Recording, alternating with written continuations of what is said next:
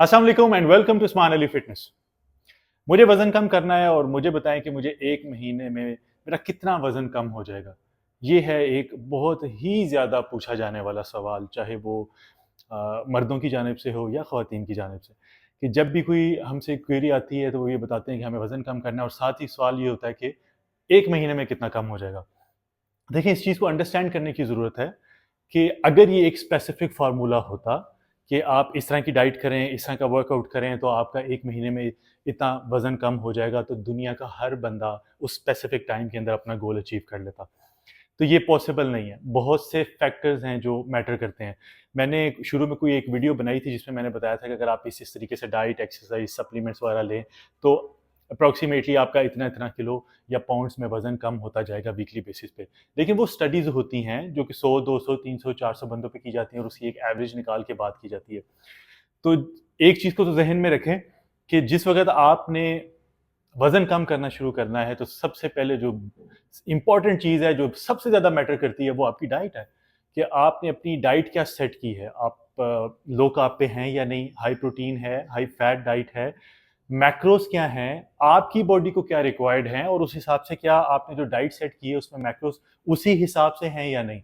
तो सबसे पहले तो आपकी डाइट इम्पोर्टेंट है। आपकी अगर डाइट ऑन पॉइंट नहीं है, फिर कुछ भी कर लें, आपको रिज़ल्ट्स नहीं मिलेंगे। वक़्ती तौर पे वज़न कम होता है, मैं बहुत सी वीडियोज़ में बता चुका हूँ, मसल लॉस होता है, उसके बाद प्लेटो हिट हो जाता है और मज़ीद वेट लॉस नहीं होता। तो हमारा मकसद तो फैट लॉस है। उसके बाद एक्सरसाइज़ है कि आप एक्सरसाइज़ कौन-सी कर रहे हैं, आप सिर्फ़ कार्डियो कर रहे हैं या वेट ट्रेनिंग कर रहे हैं, स्ट्रेंथ ट्रेनिंग कर रहे हैं, आपका मेटाबॉलिक रेट कितना बढ़ रहा है, बॉडी को कैलोरीज़ बर्न करने की डिमांड कितनी ज़्यादा है। जितनी ज़्यादा डिमांड होगी, उतनी ज़्यादा बॉडी कैलोरीज़ को बर्न करेगी। तो ये बहुत सी जो गलतफ़हमियाँ हैं कि आप सिर्फ़ एक्सरसाइज़ करें, 2-2 3-3 घंटे एक्सरसाइज़ करें, आपका वज़न कम हो जाएगा। इसीलिए लोगों को रिज़ल्ट्स नहीं मिलते और उसके बावजूद लोग ये अंडरस्टैंड नहीं करते कि गलती कहाँ हो रही है। एनी हाउ, सबसे पहले डाइट है, उसके बाद एक्सरसाइज है, उसके बाद आपके जेनेटिक्स हैं कि अल्लाह सुब्हान तआला ने आपकी जेनेटिक्स क्या बनाए हैं, आपकी बॉडी उस डाइट को लेके, एक्सरसाइज को लेके रिस्पॉन्स क्या दे रही है। सगे बहन भाइयों की जेनेटिक्स, एक ही माँ बाप से पैदा होने वाली औलाद की जेनेटिक्स भी डिफरेंट होते हैं, बॉडी डिफरेंट तरीके से रिएक्ट करती है।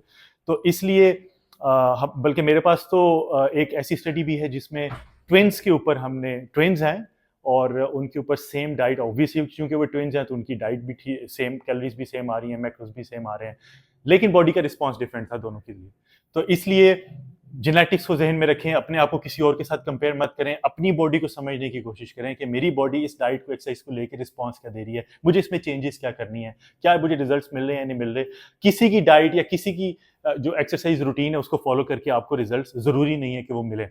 फिर आपकी नींद बहुत इंपॉर्टेंट है, आपको 6 घंटे की कम से कम नींद चाहिए।